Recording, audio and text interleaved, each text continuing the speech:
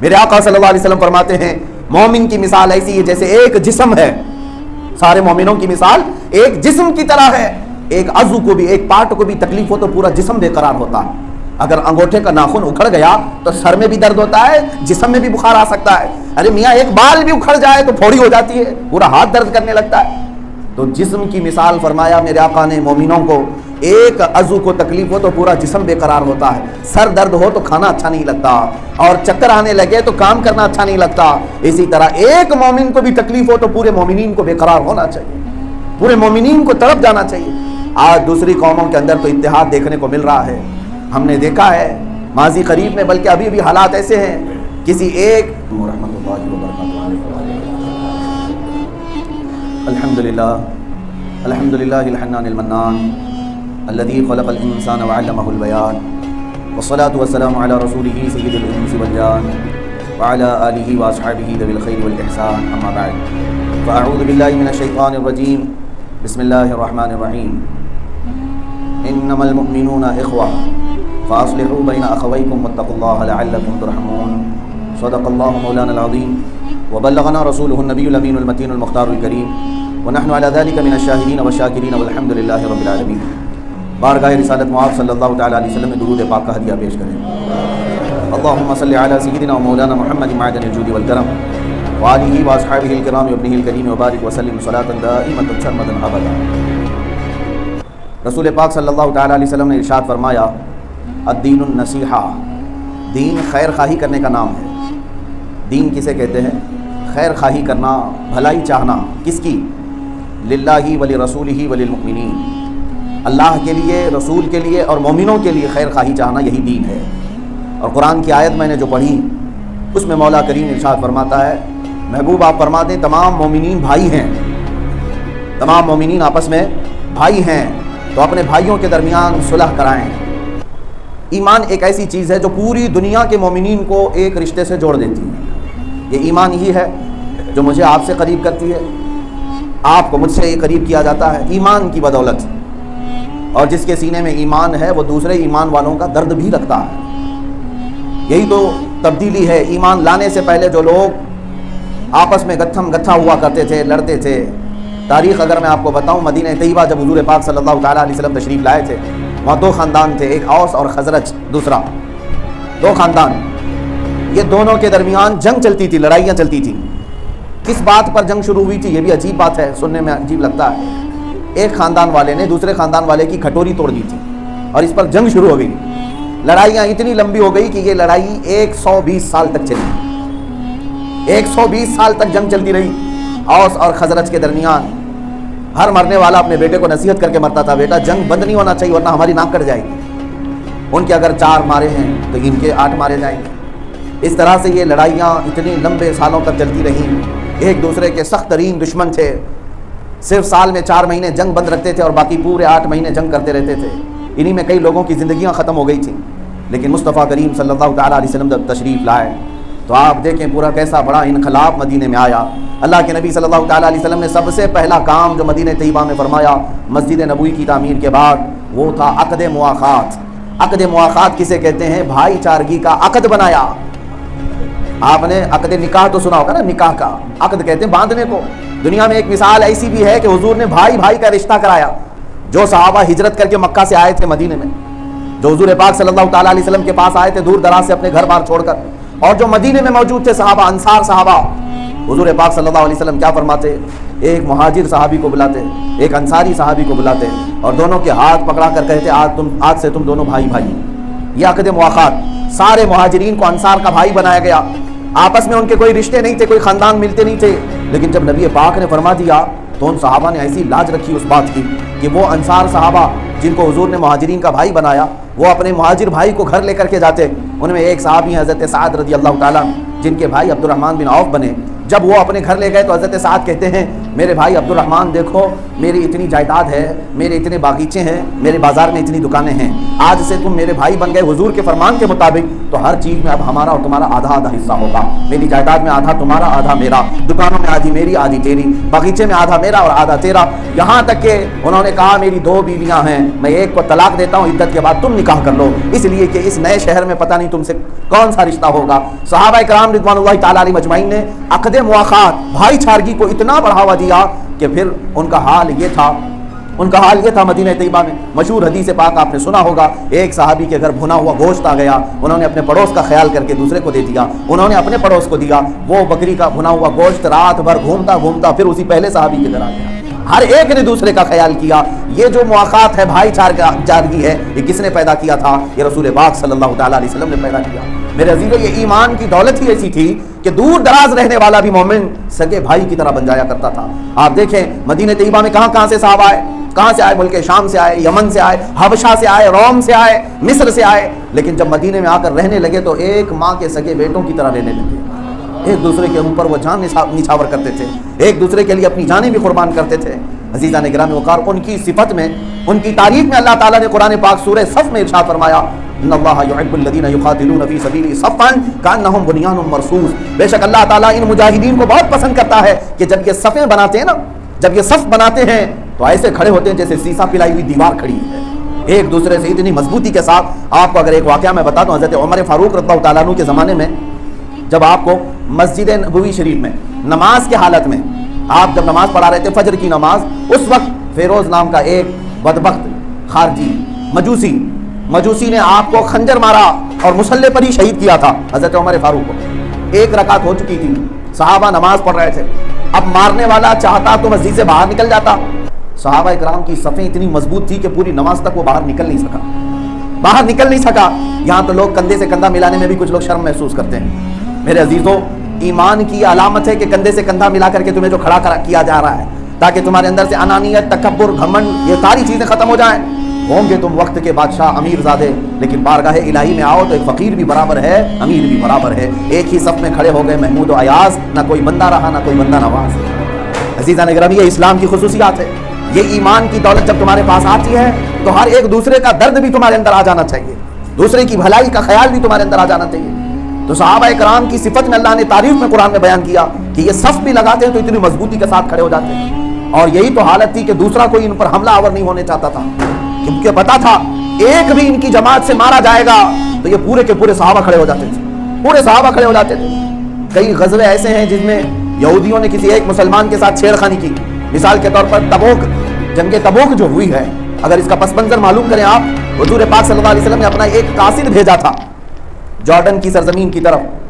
حضور پاک صلی اللہ تعالیٰ علیہ وسلم نے اپنا قاصد ایمان کی دعوت دینے کے لیے حضور بھیجا کرتے تھے، ایک قاصد کو بھیجا۔ اس علاقے کے لوگوں نے رسول پاک کے قاصد کے ساتھ بدتمیزی کی اور یہاں تک کہ ان کا قتل کر دیا۔ تو آپ ایک قاصد کو قتل کرنا کتنا بڑا جرم تھا۔ خود رسول پاک صلی اللہ علیہ وسلم صحابہ سمیت مدینے سے نکل گئے، 900 کلومیٹر کا فاصلہ تھا، لیکن رسول محترم صلی اللہ تعالیٰ علیہ وسلم کے صحابہ نکلے تاکہ دنیا کو یہ بتایا جائے ہماری جماعت سے ایک کا بھی قتل ہونا پورے لوگوں کے قتل کے برابر ہے۔ قرآن کہتا ہے من قتل نفسا متعمدا، ایک شخص کو جان بوجھ کر کے قتل کرنا، فکأنما قتل الناس جميعا، گویا کہ اس نے سارے انسانوں کا قتل کر دیا۔ آج کے حالات بدل گئے، ایمان والوں کے قتل پر ہمارے ہاں سے کوئی آواز بھی نہیں اٹھتی۔ آج لوگوں کے اندر چپی ایسی آ گئی کہ لوگ یہ سمجھتے ہیں کہ بولیں گے تو پھر ہم پتہ نہیں پکڑے جائیں گے، مارے جائیں گے۔ اگر ایمان کے ذرات قلب میں باقی ہیں تو میرے عزیزوں، دوسروں کے درد کا احساس کرو۔ آج اگر ہمارے گھر میں باپ کا جنازہ اٹھنے والا ہو، ماں کا جنازہ جانے والا ہو، تو ظاہر سی بات ہے کہ ٹیلی ویژن کے سامنے بیٹھ کر کے دھوم دھڑاکا کوئی نہیں کر رہا ہوتا ہے، گانے باجے اور ناچ گانے نہیں کر رہا ہوتا ہے۔ گھر کے اندر جنازہ ہو، حد تو یہ ہے کہ ہم غم کے عالم میں تو چولہا بھی نہیں جلاتے گھروں کے اندر، کسی کے گھر میں میت ہو جائے۔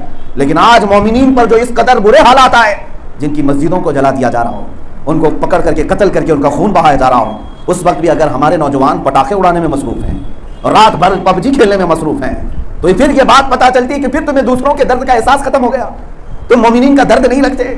بے چینی تو تمہارے اندر ہونی چاہیے۔ آپ کو پتہ ہے ایمان جو ہے، ایمان کی نشانی کیا ہے؟ میرے آقا صلی اللہ علیہ وسلم فرماتے ہیں مثل المؤمن كمثل جسد اذا اشتكى عضو تداعى له سائر الجسد بالسهر والحمى او كما قال رسول الله صلی اللہ علیہ وسلم۔ میرے آقا صلی اللہ علیہ وسلم فرماتے ہیں مومن کی مثال ایسی ہے جیسے ایک جسم ہے، سارے مومنوں کی مثال ایک جسم کی طرح ہے. ایک عضو کو بھی، ایک پارٹ کو بھی تکلیف ہو تو پورا جسم بے قرار ہوتا ہے. اگر انگوٹھے کا ناخن اکھڑ گیا تو سر میں بھی درد ہوتا ہے، جسم میں بھی بخار آ سکتا ہے. ارے میاں ایک بال بھی اکھڑ جائے تو پھوڑی ہو جاتی ہے، پورا ہاتھ درد کرنے لگتا ہے. تو جسم کی مثال فرمایا میرے آقا نے مومنوں کو، ایک عضو کو تکلیف ہو تو پورا جسم بے قرار ہوتا ہے. سر درد ہو تو کھانا اچھا نہیں لگتا، اور چکر آنے لگے تو کام کرنا اچھا نہیں لگتا. اسی طرح ایک مومن کو بھی تکلیف ہو تو پورے مومنین کو بے قرار ہونا چاہیے، پورے مومنین کو تڑپ جانا چاہیے. آج دوسری قوموں کے اندر تو اتحاد دیکھنے کو مل رہا ہے. ہم نے دیکھا ہے ماضی قریب میں، بلکہ ابھی بھی حالات ایسے ہیں، کسی ایک سکھ کو کسی نے ظلمن مار دیا تو ان کی ساری برادری راستوں پر آ گئی اور مطالبہ کرنے لگی کہ ایک کو مظلوم کو کیسے قتل کر دیا گیا، ہمیں انصاف چاہیے. میرے عزیزوں، میں کسی بھڑکانے کی بات تو نہیں کر رہا، کم سے کم انصاف کا تقاضا کرنا بھی ہم بھول گئے. ہم آج ان باتوں کو بھی سختی محسوس کر رہے ہیں کہ انصاف کی طلب کرنا بھی اب جرم ہو گیا ہے. لوگ اب ایسا سوچنے لگے ہیں کہ مولانا آپ کے ہاں کیا ہو رہا ہے؟ آپ کے ہاں تو کچھ نہیں ہے نا، سب امن و امان ہے، آپ کھا رہے ہیں، پی رہے ہیں، جی رہے ہیں.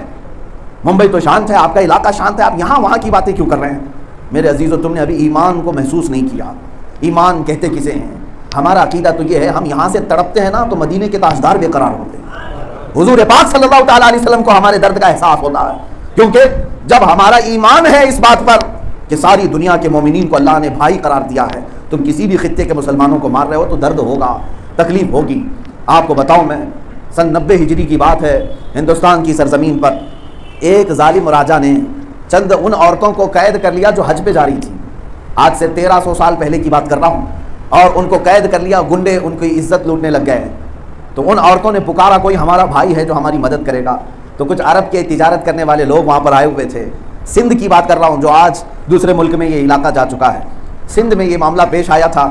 تو ان عورتوں نے پکار کر کہا تھا، تو کچھ تاجروں نے، کچھ بزنس مین جو تھے، انہوں نے یہ آواز سنی کہ عورتوں پر ظلم ہو رہا ہے. جب وہ عرب پہنچے تو وہاں گورنر کے سامنے، جو خلیفہ وقت کا گورنر تھا، اس کے پاس یہ حالات سنا رہے تھے کہ ہم سندھ سے آئے، چند عورتوں پر ظلم ہو رہا تھا اور کچھ گنڈوں نے پکڑ کر کے ان کی عزت لوٹنا شروع کیا جو حج پہ جا رہی تھی. تو وہاں گورنر کا بھتیجا 19 سال کا جوان تھا اور وہ گزر رہا تھا. جیسی اس کے کانوں پر یہ آواز آئی کہ بڑی دور 4000 کلومیٹر دور کچھ عورتوں پر ظلم ہو رہا ہے اور وہ پوچھ رہی ہیں کوئی ہمارا بھائی ہے جو ہماری مدد کرے گا.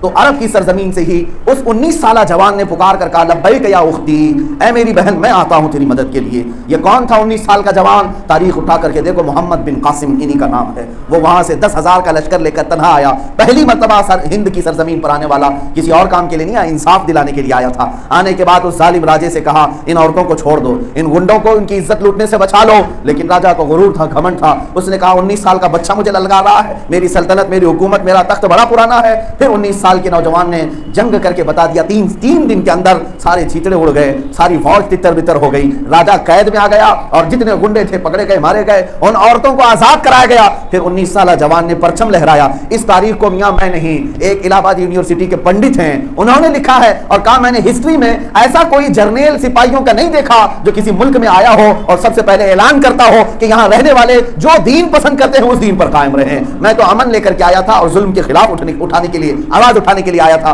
عزیزان گرامی وقار، میں یہ بات اس لیے عرض کر رہا ہوں، 4000 کلومیٹر دور سے اگر ایک نوجوان گھبرا کر کے آتا ہے اپنی بہنوں کی عزت بچانے کے لیے تو یہ تو تاریخ کی بات رہ گئی. آج پڑوس میں بھی اگر کوئی بہن چیخ رہی ہے تو کانوں پر جوں تک نہیں رہتی، ہمارے بستر سے نیند ختم نہیں ہوتی. آج ہم جو حالات بنائے رکھے ہیں، لوگ ہم سے سوال کرتے ہیں کیا کرنا چاہیے. میرے پاس یہ ممبر ہے مسجد کا، میں یہاں سے بول لیتا ہوں تاکہ میرا دل ٹھنڈا ہو جائے. کل بروز قیامت رب ذوالجلال اگر سوال کرے تمہاری ماں اور بہنوں کو لوٹا جا رہا تھا، ان کے پردے ہٹائے جا رہے تھے، تب تم کیا کر رہے تھے؟ خواب خرگوش میں سو رہے تھے، گرم روٹی اور بوٹی کھا رہے تھے. اتنا تو عرض کر دوں گا کہ مولا کریم جب مجھے ممبر ملتا میں ممبر سے آواز تو اٹھاتا تھا. اب یہ آواز مولا تیرے شان ہے کہ تو جہاں تک پہنچائے. اب مومنین کی ذمہ داری یہ ہے کہ تم خواب خرگوش سے اٹھو، جن کو تم نے ذمہ دار بنایا ہے، جن کو تم نے تخت تک پہنچایا ہے، وہاں تک جا کر کے تو بات رکھو کہ یہ کیا ہو رہا ہے. آج ان کی باری ہے، کل ہماری باری آ سکتی ہے. آج ان کے گھر لوٹے جا رہے ہیں، کل یہ آگ کی چنگاریاں ہمارے گھروں پر آئیں گی. تو آج تو کم سے کم بیدار ہونا چاہیے. میں بارہا اکثر اپنی تقریروں میں کہا کرتا ہوں کہ آج کے دور میں یہ برائلر چکن کھا کر کے اسی طرح کی عادتیں آنے لگ گئی ہیں. برائلر چکن کو تو دیکھتے ہوں گے، قصاب لیتا ہے، مرغی کو کاٹ رہا ہوتا ہے، باقی ساری مرغیاں کیا آواز کرتی ہیں؟ کون سی مرغی آواز اٹھاتی ہے؟ کچھ نہیں ہے، وہ ساری تو اپنے دانے چگنے میں مصروف ہیں، انہیں پتہ ہی نہیں ہے کہ ان کی ایک مرغی کو کاٹا جا رہا ہے، کچھ نہیں کرتی۔ اسی طرح سے حالات پیدا ہو گئے، یہاں بغل میں کسی کو مارا جا رہا ہے، کاٹا جا رہا ہے، تو باقی سب تو اپنے کام دھندے میں مصروف ہے، ہم اپنی روٹیاں بوٹیاں توڑنے میں مصروف رہ گئے۔ اور اسی طرح سے رہے تو قصاب جس طرح ایک مرغی کو ذبح کرتا ہے، دھیرے دھیرے سب کو ذبح کرے گا۔ عزیزان گرامی وقار، میں بات صرف اتنی کرنا چاہتا ہوں کہ جہاں بھی جیو حق کی آواز اٹھا کر کے جیو، برائی کے خلاف آواز اٹھا کر کے جیو، کچھ نہیں ہونا ہے بزدل بن کر کے، ویسے بھی تمہیں موت آنی ہے، موت تو آئے گی، مجھے بھی آئے گی، آپ کو بھی آئے گی۔ کوئی بھی لوگوں سے بچا کر کے اپنے گھر میں 200 300 400 سال جی نہیں پائے گا، پتہ ہے تمہیں بھی، ساری چیزیں چھوڑ کر کے بھی گھر میں بیٹھو تب بھی ملک الموت کو تو آنا ہے، موت تو آنی ہے۔ لیکن اسی بات کو میں کہتا ہوں کہ جب مرنا ہی ہے تو عزت کے ساتھ کیوں نہ مرے، عزت کے ساتھ کیوں نہ مرے، پرچم اسلام کو لہرا کر کیوں نہ مرے۔ ہم اپنی آنکھوں کے سامنے لوگوں کو لٹتے ہوئے، کٹتے ہوئے، پٹتے ہوئے دیکھ کر کے نہیں مرنا چاہیے۔ حسین اعظم کے چہیتے لوگ، حسین اعظم کے شہدائی اگر آپ ہو، ان سے محبت کرنے والے، ان کی کربلا کی داستانیں ہر سال سننے والے ہو، تو حسین اعظم نے ایک پیغام اور ایک میسج ہمیں یہ دیا ہے نا کہ ظالم چاہے بڑی سی بڑی طاقت لے کر کے بھی آئے، اور تم اگر اپنے گھر کے افراد کے ساتھ ہو، کوئی دنیا تمہارے ساتھ نہ بھی ہو، تب بھی بڑھ چڑھ کر کے کہنا کہ اللہ کے رسول کا دین ہی حق ہے، رسول پاک کا دین ہی حق ہے۔ 82 لوگوں کی تعداد میں وہ حسین اعظم آئے تھے اپنے خاندان کے اور اپنے چاہنے والوں کو لے کر، اور مقابل میں 22,000 کا لشکر ہے۔ لوگ یہ کہتے ہیں آج ہماری تعداد کم ہے، مائنورٹی میں ہم کیا کر سکتے ہیں؟ میاں بتاؤ، کربلا میں جو مائنورٹی تھی اس سے بڑی کوئی ہے؟ 22,000 کے مقابل میں 82 کیا ہوتے ہیں، 82 کیا ہوتے ہیں؟ لیکن ہمیشہ حق نے یہ بتایا ہے کہ اسلام کبھی بھی تعداد سے نہیں چلتا، حقانیت سے چلتا ہے۔ اسلام کو اللہ تبارک و تعالیٰ غیب سے طاقت عطا کرتا ہے۔ لیکن میں مرجھائے ہوئے، سوئے ہوئے لوگوں کو صرف اتنا کہنا چاہوں گا، بیدار رہو۔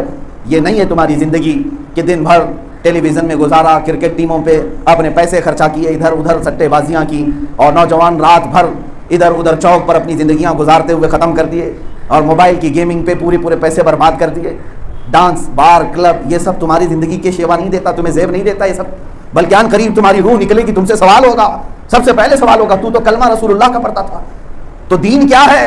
نہیں بتا پائیں گے لوگ۔ آپ یہ سمجھتے ہیں نا قبر میں 3 سوالات ہوں گے، تمہارا رب کون ہے، تمہارا دین کیا ہے، اور حضور کے بارے میں کیا کہتا تھا۔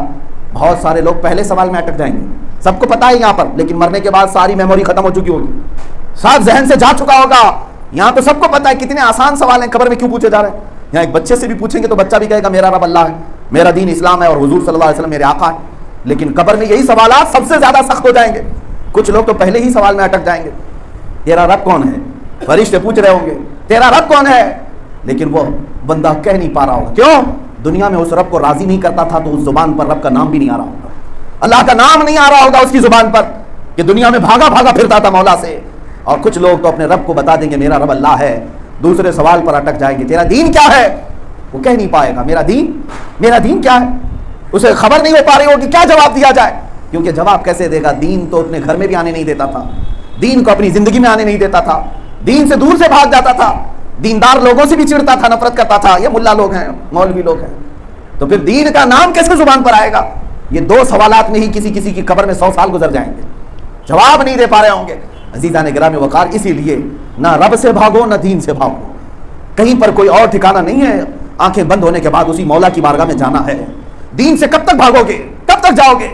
آج تم نے اپنے حلیے بگاڑ لیے ہوں گے، سوچ لیا ہوگا کہ میں دوسرے لوگوں کے ساتھ مجھے اٹھنا بیٹھنا ہے، لیکن تمہیں پتہ ہے تم جہاں جاب کرتے ہو یا جہاں تم کمپنی چلاتے ہو یا چند لوگوں کو منانے کے لیے اپنا حلیہ بدل لیا، روح نکلتی ہے تو ان کے قبرستان میں نہیں جاتے، پھر یہیں آتے ہو، یہیں آنا پڑتا ہے، تمہیں نماز جنازہ کے آگے رکھنا بھی پڑتا ہے، اور قبر میں اسی شان کے ساتھ بھیجا جاتا ہے جیسے سارے مسلمان جاتے ہیں۔ تو جب پتہ ہے ہماری منزل سب کی ایک ہی ہے، تو آج ہی کیوں نہ ہم دین کی طرف آ جائیں، آج ہی کیوں نہ ہم سیریس ہو جائیں اپنے دین کو لے کر کے۔ میں جو بات عرض کر رہا تھا وہ یہ ہے کہ ایمان اخوت چاہتا ہے، بھائی چارگی چاہتا ہے، دوسروں کے درد کا احساس ہونا چاہیے، اپنے سینے کے اندر دوسرے کے لٹنے کا خوف ہو۔ ایسا نہیں کہ تمہارا بھائی تمہارے سامنے مارا جا رہا ہو تو یہاں تالیاں بجا رہے ہو، اچھا ہوا جو کچھ ہو رہا ہے اس کے ساتھ، نہیں میرے عزیزوں، مسلمان اسے نہیں کہتے، مومن اسے نہیں کہتے۔ مومنین درد کا احساس رکھتے ہیں، تڑپتے ہیں۔ بعض لوگوں کے اندر اس طرح کی اگر حالتیں آ گئی، عادتیں آ گئی کہ اپنے بھائیوں کی ٹانگ پکڑ کر کھینچنا یا انہیں گڑھے میں گرانا، میں سمجھتا ہوں کہ ان کا ایمان کمزور ہو چکا، یا ایمان رخصت ہو رہا ہے، یا ایمان جا رہا ہے۔ ایمان والا یہ کام کبھی نہیں کرے گا۔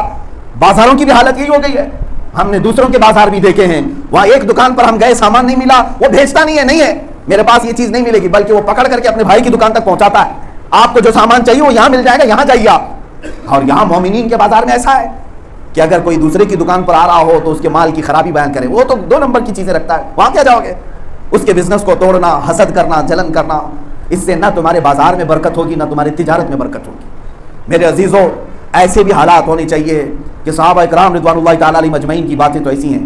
ترکی کی جب حکومتیں تھی، سلطنت عثمانیہ، خلافت عثمانیہ، بازار کا معمول ایسا ہوتا تھا کہ روٹی بیچنے والا صبح سے شام تک روٹی بیچتا رہتا تھا، لینے والے آتے تھے، اور کبھی ایسا ہوتا دوپہر کے بعد روٹیاں موجود ہیں لیکن بیچ نہیں رہا ہے، کوئی آتا اور کہتا کہ روٹی دے دو، وہ روٹی نہیں بیچ رہا ہے، نہیں میاں روٹی نہیں، ابھی نہیں، دینے کا وقت نہیں ہے، آپ فلاں کے پاس سے روٹی لے لو، وہاں پر روٹی مل رہی ہے، اس کے ہاں سے روٹی لے لو۔ یہ خریدار اس کے ہاں جاتا، یہ حالات انگریزوں نے بھی لکھ کے پوچھا جاتا کہ میاں تیرے پاس خود روٹیاں تھی، اس کے پاس کیوں بھیجا؟ یہ کہتا صبح سے میرا بزنس اچھا ہو چکا تھا، اس کے ہاں گراہک کم آئے تھے اس لیے میں وہاں بھیجا ہوں، اس کے ہاں خریدار کم آئے تھے اس لیے میں نے دوپہر کے وقت اپنا دھندا بند کر لیا۔ یہاں ہوس ہے، ہرس ہے، ساری چیزیں میری پاس آنا چاہیے، سارے خریدار میرے پاس آنا چاہیے، سامنے والے کی دکان مندی میں آ جائے، دھندا ختم ہو جائے، کچھ فرق نہیں پڑتا۔ عزیزان گرامی، جب دوسروں کے درد کا احساس نہیں ہوگا تو تمہارے ساتھ بھی وہی حشر ہوگا۔ آج ایک حدیث سن لو، میرے آقا صلی اللہ علیہ وسلم نے ارشاد فرمایا، من حفر لاخیہ حفر اللہ لہ، جو اپنے بھائی کے لیے گڑھا کھودتا ہے اللہ اس کے لیے کھڈا کھودتا ہے۔ تم اپنے بھائی کو گرانے کی کوشش کرو گے، اس کی ٹانگ پکڑ کر کے کہ یہاں گر جائے، حیرت ہوتی ہے میرے عزیزوں۔ میں چند دنوں قبل ممبئی کے مشہور علاقے جہاں میجورٹی بہت سارے مسلمان، ہمارے ایک صاحب کے یہاں گیا تھا تو وہ ایک اپنا واقعہ درد کا بتا رہے تھے، بلکہ وہ ایک ہی علاقہ نہیں، اکثر ایسے علاقے ہیں جہاں پر جا کر آنے کے بعد لوگ کہتے ہیں یہاں کے اکثر لوگوں کا کام کیا ہے، کام دھندا کیا ہے، کہا بہت سارے تو ہیں، الگ الگ کام ہیں، لیکن یہاں پر بہت سارے لوگوں کا کام پولیس کی مخبری کرنا ہے۔ ہاں مخبری کرنا، کہا کیا ہوتا کیا ہے، بس 100-200 روپے ملتے ہیں، 100-200 روپے ملتے ہیں۔ اور ایک حاجی صاحب کہہ رہے تھے ان کا ڈپارٹمنٹ والوں کا سارا سسٹم تو انہی سے چلتا ہے، ہماری لوگوں سے چلتا ہے۔ اچھا یہ کس چیز کی مخبری کرتے ہیں، کہا بس مسلمانوں کی کرتے ہیں، مسلمانوں کی دکانوں کی، ان کی تجارت کی، ان کے مال کی، یہ جاسوسی کرنا۔ تمہیں پتہ ہے کتنا بڑا عذاب ہے، یہ دنیا میں بھی ذلت کے ساتھ مارے جائیں گے اور آخرت میں بھی ذلت کے ساتھ اٹھائے جائیں گے۔ مومنین کی خیر خواہی نہیں ہے تمہیں۔ کئی لوگوں کو ہم نے جا کر کے دیکھا ہے کہ وہاں اسی کام سے بیٹھے رہتے ہیں، صاحب آپ راضی ہو جائیں، میں فلاں کی خبر لے کر کے آیا ہوں، فلاں کی خبر لے کر کے آیا ہوں۔ تمہیں ایسا لگتا ہے کہ چند پیسوں اور چند ٹکوں کے لیے تم مومنین کی وہاں جا کر جاسوسی کرو، ان کے عیب بیان کرو، اللہ تمہیں چھوڑ دے گا اسی طرح سے، رب تبارک و تعالیٰ تمہیں ایسی چھوڑ دے گا۔ تم نے جن لوگوں کے لیے گڑھے کھودے اور جن لوگوں کو جا کر پھنسانے کی کوشش کی، انتظار کرو ایسی سخت پکڑ میں آؤ گے کہ پوری دنیا مل کر کے تمہارا علاج نہیں کر سکے گی، ایسی بیماریوں میں مبتلا ہو جائیں گے۔ ہم نے دیکھا ہے ایسے لوگوں کو، میرے عزیز و تجربہ شاہد ہے، وہ ایسی خطرناک بیماریوں میں مبتلا ہوئے کیونکہ وہ رب کے غضب میں آ گئے، اللہ کے قہر میں آئے۔ کیا تمہیں اللہ نے ہاتھ پیر نہیں دیے تھے کمانے کھانے کے لیے؟ جاتے خود بھی کماتے خود بھی کھاتے، تم دوسروں کے گھروں کی ٹوہ میں لگے ہو، دوسروں کے گھروں کی جاسوسی میں لگے ہو، فلاں کیا کرتا ہے، فلاں کا بزنس کیا ہے، اس کی تجارت کیا ہے۔ اس میں تو کئی لوگوں کی زندگیاں ختم ہو گئی۔ میرے عزیزو، دین خیر خواہی کا نام ہے، نہ کہ جاسوسی کا نام، دوسروں کو گرانے کا نام نہیں ہے، بھلائی کا نام ہے۔ ان چیزوں کو ہمارے معاشرے سے دور کرنا ہوگا۔ آج تو لوگ ایسے لوگوں کو بھی عزت سے بٹھا رہے ہیں، ایک زمانے میں مجرا کرنے والوں کو بہت عیب سے دیکھا جاتا تھا، آج وہ اسٹار بنے ہوئے ہیں۔ ہاں وہ اسٹار ہیں، کسی فنکشن میں چلے جائیں ان کے لیے بھیڑ ہے مجرا کرنے والے، اور اسی طرح جاسوسی کرنے والے آپ بڑے اسٹیجوں پر بیٹھ رہے ہیں۔ بھائی اس سے بنا کر کے رکھو، یہ اچھی پہنچ رکھتا ہے، یہ اچھی پہنچ رکھتا ہے۔ ان کی عزتیں، گھروں میں دعوت ہو تو یہ جاسوسوں کو بلایا جائے۔ ایک وقت تھا ہمارے بزرگان دین ایسے لوگوں کو اپنے معاشرے سے دور رکھتے تھے اور وہ چھپ کر کے کام کرتے تھے، آج یہ کھل کر کے کرتے ہیں، کھل کر کے کہتے ہیں، اور اس پر بھی لوگوں کو ڈرانا، بلیک میل کرنا، اگر تو یہ سب چیزیں نہیں کرے گا تو میں تو تیری خبر دے دوں گا وہاں جا کر کے۔ عزیزان گرامی، یہ مومنین کے جینے کے انداز نہیں، بدلو ان تمام حالات کو۔ مومن جو آیا ہے دوسرے کی خیر خواہی کے لیے آیا ہے۔ آپ کو میں ایک حدیث پاک سناتا ہوں، کتنا بڑا یہ معاملہ ہے۔ حضور پاک صلی اللہ علیہ وسلم جنگ خندق سے جب واپس آئے تو یہودیوں نے جو ایگریمنٹ توڑا تھا حضور کے ساتھ، یہودیوں کے ساتھ حضور کا ایک ایگریمنٹ یہ ہوا تھا کہ ہم سب ساتھ مل کر لڑیں گے مدینے کی حفاظت کے لیے، تم بھی مدینے میں رہتے ہو، ہم بھی مدینے میں رہتے ہیں، باہر سے اگر کوئی آیا تو ساتھ مل کر لڑیں گے۔ لیکن ان یہودیوں نے حضور کو دھوکہ دیا، مکہ کے کافر اور دشمن جب آئے تو حضور کا ساتھ چھوڑ کر ان کا ساتھ دیا، تو ظاہر سی بات ہے جب دھوکہ کیا تو اب ظاہر سی بات ہے اب فیصلہ ہوگا ان کے خلاف، جنگ میں حضور کو فتح ہوئی۔ اب صحابہ کے ساتھ حضور بیٹھ کر کے مشورہ کرتے ہیں رات کے وقت، یہ دھوکہ دینے والے غداروں کے ساتھ کیا کیا جائے گا۔ تو رات کے وقت فیصلہ ہو گیا کہ کل ان کے ساتھ کیا کرنا ہے، اور رسول پاک صلی اللہ علیہ وسلم نے سارے صحابہ سے فرمایا یہ راز کی بات ہے، کوئی کسی کو نہیں بتائے گا۔ صحابہ سب سہم گئے، ہاں حضور نے جب فرما دیا تو کوئی کچھ نہیں کہتا۔ رات کو کیا فیصلہ ہوا، صحابہ سب اپنے سینوں میں لے کر چلے گئے۔ یہودیوں میں کھلبلی مچ گئی تھی کہ رات کو کچھ میٹنگ ہوئی ہے اور ہمارے بارے میں کچھ تو فیصلہ ہوا ہے، وہ ٹو میں لگے تھے کہیں سے کچھ پتہ چل جائے، کچھ تو ہوا ہے، ہمارے بارے میں کیا فیصلہ ہوا۔ ایک صحابی تھے حضرت ابو لبابہ، پرانی ان کی دوستی تھی یہودیوں سے، ایمان لانے سے پہلے ایک ہی محلے میں رہتے تھے، اب ایمان لائے حضور کے ساتھ رہنے لگے، پھر بھی ایمان تو مضبوط تھا۔ جا رہے تھے وہ یہودی بیٹھے ہوئے تھے، ان کو پکڑ لیا، کہا ابو لبابہ تمہیں پرانی دوستی کا واسطہ، تم ہمارے بچپن کے یار ہو, ہم سب ساتھ میں اٹھے بیٹھے ہیں, بتاؤ کل کیا فیصلہ ہوا؟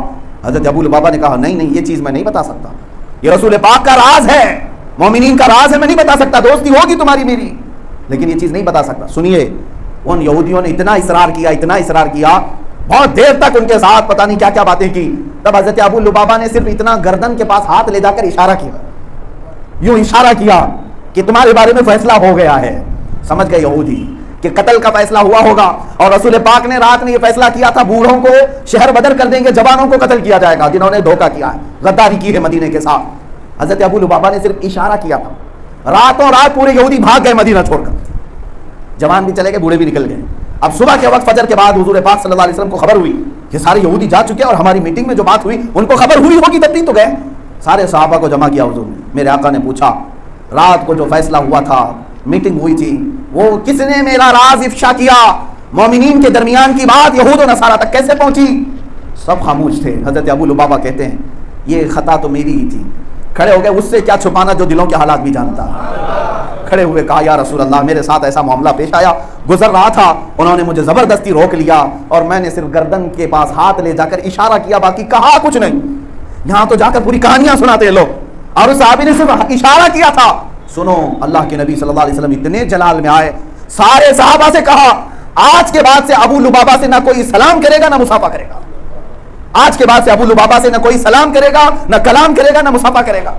چھوڑ دیا گیا ابو لبابہ کو, یہاں تک کہ ان کی بیوی بھی ان سے بات نہیں کرتی تھی, کیونکہ رسول پاک کا فرمان آ گیا, تم نے ایک بڑی غلطی کی ہے جس کی سزا یہ ہے. ابو لبابہ اتنا روئے کہ مجھ سے بڑی خطا ہو گئی, مومنین کا ایک راز میں نے غیروں تک پہنچا دیا تھا. اس کے بعد ابو لبابہ نے اپنے آپ کو مسجد نبوی کے ایک ستون کے پلر سے باندھ لیا, ستون سے باندھ لیا, رسی سے باندھ لیا. ان کی بیوی آ کر انہیں باندھ دیتی تھی, کھانے کے وقت کھولا جاتا تھا اور کھانا کھاتے, نمازوں کے وقت کھولا جاتا, حضور کے پیچھے نماز پڑھتے, لیکن رسول پاک ان کی طرف منہ کر کے بھی نہیں دیکھتے تھے, چہرہ بھی کر کے نہیں دیکھتے تھے. ابو لبابہ پر اس طرح تقریباً 30 دن گزر گئے, مہینہ بھر گزر گیا, نہ کوئی صحابی قریب آتا تھا, نہ رسول پاک چہرہ ملاتے تھے. وہ صحابی کہتے ہیں اس سے بڑا عذاب میں نے دنیا میں دیکھا نہیں. اس سے بڑا عذاب کیا ہو سکتا ہے کہ جو رسول پاک کائنات کے آقا و مولا ہے وہ مجھ سے نظریں نہیں ملاتے, مصافحہ بھی نہیں کرتا کوئی صحابی, نہ میری بات کا کوئی جواب دیتا ہے. 30 دن گزر گئے, اتنا روئے کہ مسجد نبوی شریف کی زمین تر ہو گئی. اللہ رب العزت کو رحم آیا, مولا کریم نے اپنے نبی پر وحی بھیجی, اے رسول, ابو لبابہ نے دل سے توبہ کی ہے, اسے معاف کیا جاتا ہے. آیت نازل ہوئی, خود میرے آقا تشریف لائے, اپنے ہاتھوں سے رسی کھولا اور سینے سے لگایا. لیکن اس بات کو سمجھ کر کے چلیں کہ ایک راز کو افشا کرنا کتنا بڑا جرم سمجھا گیا تھا, کتنی بڑی خطا سمجھی گئی. خود رسول پاک جو رحمت للعالمین ہیں, سلام کلام کو قطع کر دیا, ان کو بائیکاٹ کر کے رکھا گیا. آج مسلمان اس کو ہلکا سمجھنے لگ گئے. مسلمانوں کے رازوں کو لے جا کر کے دوسروں تک پہنچانا اور انہیں سزائیں دلوانا, ان کو جیل کی کوٹھری تک پہنچانا. عزیزان گرامی وقار, ہاں اگر کوئی قانونی جرم کرتا ہے تو اس کی بات تو بتائی جائے گی, یہ بھی خیر خواہی ہے. اگر کوئی چوری کیا ہے تو آپ جا کر خوشی سے بیان کریں کہ یہ چور ہے, اس لیے کہ اس کی اصلاح ہو جائے.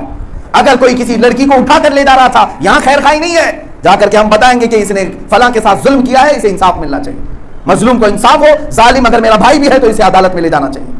ان معاملات میں آپ کر سکتے ہیں. غیر قانونی کوئی کام کر رہا ہو تو آپ خوشی سے اس کو کٹہرے تک لے جائیں. لیکن کچھ لوگوں نے تو بزنس بنا رکھا ہے مسلمانوں کے مخبری کرنا, جا کر کے جاسوسی کرنا, زبردستی ان کے بزنس اور ان کے دھندوں کو چوپٹ کرنا. ان تمام چیزوں سے باز آؤ. آج حالات دیکھیں, متحد ہو گئے, شاعر نے کیا خوب کہا ہے, متحد ہو گئے تو کہلاؤ گے مومن و غازی, منتشر ہوں گے تو قسطوں میں صفایا ہوگا. منتشر ہوں گے تو قسطوں میں صفایا ہوگا. دیکھ رہے ہیں ایک ایک بات دیکھ رہے, یہ انسٹالمنٹ میں مارا جائے گا جب تم ٹوٹ جاؤ گے.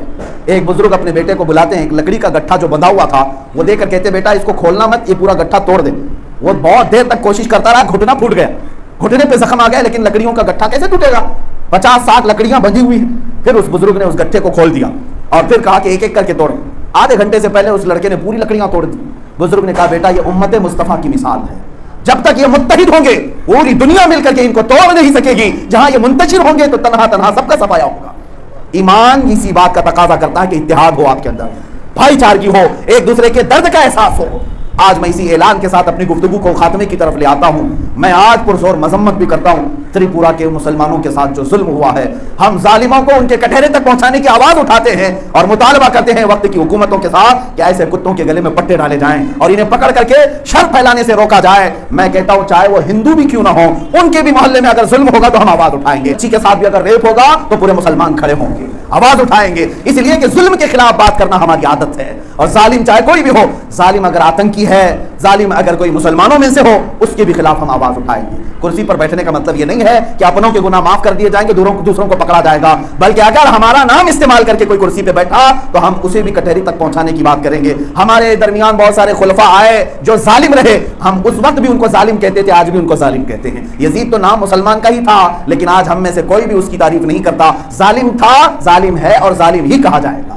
میرے عزیزوں، اس فارمولے پر آج عمل کرتے ہوئے آج آواز اٹھانے کی بات بھی کی گئی ہے، اور ممبئی کی سرزمین سے ایک بڑا اعلان اگلے جمعہ کے لیے یہ آیا بھی ہے۔ متفقہ طور پر علماء اہل سنت سنی جمعیت العلماء رضا اکیڈمی کی جانب سے بھی اعلان آئے ہوئے ہیں کہ اگلے جمعہ ممبئی بھر نہیں بلکہ پورے ہندوستان بھر مسلمان رضاکارانہ طور پر بند کا اعلان کریں گے، ان تریپورہ کے مسلمانوں کی حمایت میں، ان کے درد کو محسوس کرتے ہوئے، اور اپنی آواز کو امن کے ساتھ حکومت تک پہنچانے کے لیے۔ ہم جنگ کے خواہش مند نہیں ہیں، ہم اپنی آوازیں تم تک پہنچا رہے ہیں تاکہ ان مسلمانوں کا ان کا حق ملا جائے، ان کو ان کا حق پہنچایا جائے۔ کیا آپ میرے اس اعلان کی حمایت کرتے ہیں؟ الحمدللہ۔ بس یہ ہے کہ میری تقریر کا خلاصہ یہی ہے کہ کہیں پر بھی ہو درد اپنے دل میں رکھو، اور ایک دانشور نے کیا خوب بات کہی ہے، عقل مند بہت ملتے ہیں، درد مند بہت کم ملتے ہیں۔ زیادہ عقل مندوں کی تلاش میں نہ رہو، درد مندوں کی تلاش میں رہو، اور عقل مند کبھی گھٹنے کے بل گر جاتے ہیں، اور درد مند اللہ اس کے رسول کے قریب ہو جاتے ہیں۔ مولا کریم ہم سب کو درد مند دل عطا فرمائے، اور رب قدیر ہم سب کو کہنے سننے سے زیادہ عمل کی توفیق عطا فرمائے۔ اے رب ذوالجلال، برما، آسام، کشمیر، تریپورہ کے مسلمانوں کو غیب سے تو حمایت نازل فرما، امن و امان عطا فرما۔ جن بچوں کو مارا گیا مولا، ان کے گھروں کو، ان کے پسماندگان کو صبر عطا فرما، ان کو نعم البدل عطا فرما۔ الہ العالمین، جن ظالموں نے تیری مسجدوں کو شہید کیا، ان کو تو کیفر کردار تک پہنچا دے، ان کو تو عذاب علیم میں گرفتار فرما۔ اے قدیر و جبار خدا، اسلام و سنیت کا بول بالا فرما، کفر و شرک کے برے منصوبوں کو خاک میں ملا دے۔ مولا ہم اپنے گناہوں سے توبہ کرتے ہیں، ہم سے جو بھی جانے انجانے میں خطائیں ہوئی اور ہمارے گناہوں کی اگر یہ سزا ہے تو توبہ کرتے ہیں مولا، تو ہم سب کو معاف فرما دے، ہماری کھوئی ہوئی عزت ہمیں پھر سے عطا فرما دے۔ اے رب ذوالجلال، ہماری آنکھوں میں مصطفیٰ کریم کے عشق کا نور عطا فرما، دلوں میں حب مصطفیٰ کا سرور عطا فرما، ہماری دعاؤں کو حضور پاک کے نالین پاک کے صدقے قبول فرما۔ وصلی اللہ تعالی علی خیر خلق محمد وآلہ وأصحابہ اجمعین، وآخر دعوانا الحمد للہ رب العالمین۔